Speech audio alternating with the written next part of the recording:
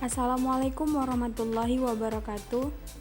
Kami dari kelompok 6 yang berjumlah 4 orang. Yang pertama Nadila Ramadhani, yang kedua Hadisa Ramadona, yang ketiga Melania Elwinda Putri, dan yang keempat Peggy Syahri Ramadianas. Pada pertemuan kali ini, kami akan membahas materi mengenai mahar. Poin pertama mengenai definisi dan dasar hukum mahar yang akan dijelaskan oleh Saudari Peggy. Baiklah, saya Peggy Syahri Ramadianas, NIM 2013010040, akan mempresentasikan pengertian dan dasar hukum mahar. Mahar berasal dari bahasa Arab, yaitu al-mahar, yang menurut bahasa bermakna al-sodaq, yang dalam bahasa Indonesia dikenal dengan mas kawin, yaitu pemberian wajib dari calon suami kepada calon istri ketika berlangsungnya acara akad nikah di antara keduanya untuk menuju kehidupan bersama. Menurut Abdurrahman Al-Jaziri, mas kawin adalah nama suatu benda yang wajib diberikan oleh seorang pria terhadap seorang wanita sebagai pernyataan persetujuan antara keduanya untuk hidup bersama. Pasal 1 sub D Kompilasi Hukum Islam, mahar adalah pemberian dari calon mempelai pria pada calon mempelai wanita, baik berbentuk barang, uang, maupun jasa yang tidak bertentangan dengan hukum Islam. Dasar hukum mahar terdapat dalam Quran Surat An-Nisa ayat 20-21 yang menunjukkan bahwa mahar tidak ditetapkan jumlah minimalnya karena Islam tidak menganjurkan mahar yang berlebihan. Mahar boleh apabila kedua pihak telah mencapai kesepakatan, hal tersebut tidak menjadi masalah. Selanjutnya, poin yang kedua mengenai jenis-jenis mahar yang akan disampaikan oleh Saudari Melania. Baik, Assalamualaikum warahmatullahi wabarakatuh. Saya Melania Elwinda Putri dengan NIM 2013010043 ingin melanjutkan presentasi dari teman saya, yaitu jenis-jenis mahar. Yang pertama itu mahar musamma.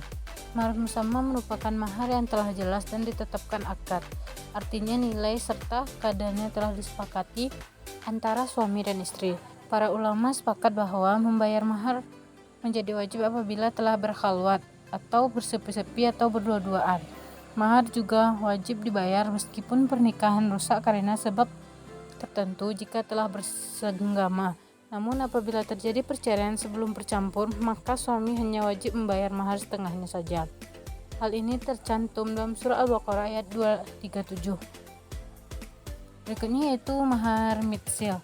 Mahar mitsil adalah mahar yang disesuaikan menurut jumlah dan bentuk yang biasa diterima keluarga pihak istri karena tidak ditentukan sebelumnya dalam akad nikah. Mengutip dari jurnal Konsep Mahar dalam Perspektif Fikih dan Perundang-undangan yang dirilis oleh Komisi Yudisial, mahar tersebut dikiaskan atau disamakan dengan mahar perempuan yang setara dengannya di kalangan keluarganya, seperti adik kakak. Dikiaskan pula dengan mahar perempuan-perempuan lain yang setara dengannya dari segi kedudukan dalam masyarakat. Selanjutnya, poin ketiga dan keempat, kedudukan mahar dalam perkawinan serta objek dan jumlah mahar yang akan dijelaskan oleh Saudari Hadisa. Baiklah, pembahasan selanjutnya yaitu kedudukan mahar dalam perkawinan. Dalam Islam disyariatkannya membayar mahar hanyalah sebagai hadiah yang diberikan seorang laki-laki kepada seorang perempuan yang dipinangnya ketika laki-laki itu ingin menjadi pendampingnya, dan sebagai pengakuan dari seorang lelaki atas kemanusiaan, kemuliaan, dan kehormatan perempuan.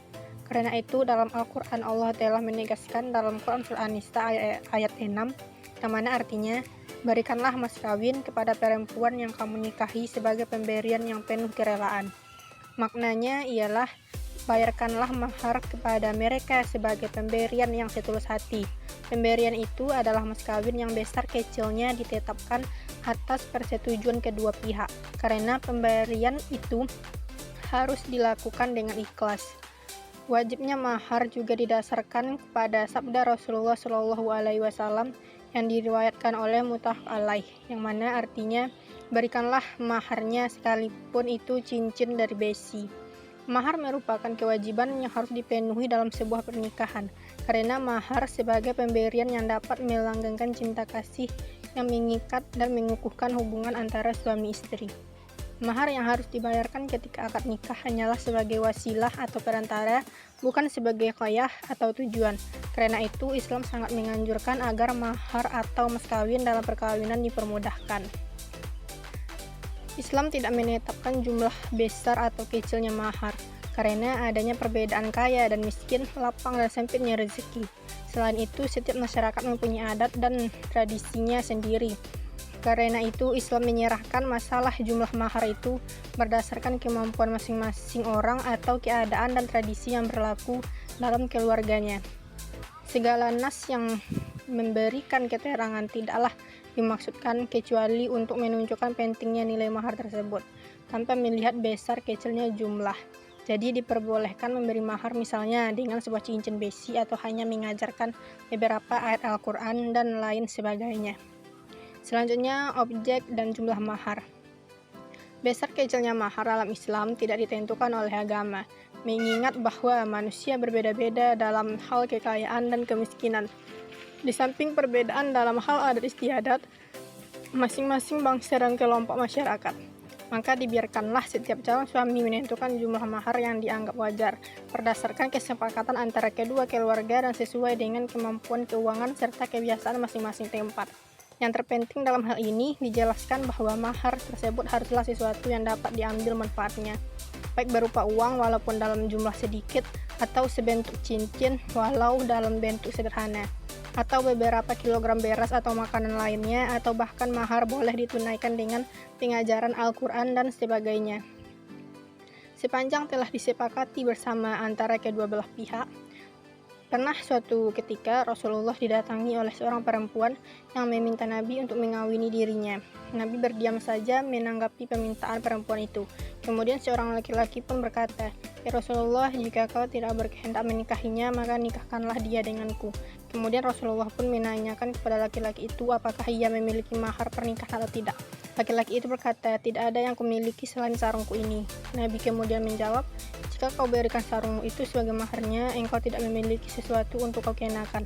Carilah sesuatu lainnya, walau sebentuk cincin dari besi." Laki-laki itu kemudian pergi sebentar dan kembali lagi sambil berkata, "Aku tidak mendapatkan sesuatu lainnya ya Rasulullah." Rasulullah pun bertanya lagi, "Adakah engkau menghafal sesuatu dari Al-Quran untuk diajarkan kepadanya? Kalau begitu, kukawinkan engkau dengan perempuan ini dengan mahar berupa apa yang kau hafal dari Al-Quran." Dalam beberapa riwayat hadis lainnya, redaksinya seperti berikut ini. Ajarilah dia beberapa dari Al-Quran. Hadis di atas menunjukkan bahwa mahar dalam perkawinan tidak harus berupa uang atau benda, namun boleh sesuatu yang memiliki manfaat seperti pengetahuan mengenai Al-Quran.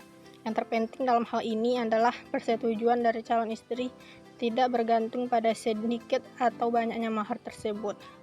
Selanjutnya, poin kelima mengenai hikmah mahar yang akan dijelaskan oleh saudari Peggy. Yang terakhir yaitu hikmah mahar. Pertama, menunjukkan kemuliaan kaum wanita. Hal ini menandakan bahwa wanitalah yang dicari, bukan mencari, dan yang mencari adalah laki-laki. Yang kedua, untuk menampakkan cinta dan kasih sayang seorang suami kepada istrinya. Yang ketiga, sebagai lambang kesungguhan. Dan yang keempat, Islam meletakkan tanggung jawab keluarga di tangan laki-laki, karena sesungguhnya kemampuan fitrahnya dalam mengendalikan emosi lebih besar dibandingkan wanita. Demikian presentasi dari kami. Wassalamualaikum warahmatullahi wabarakatuh.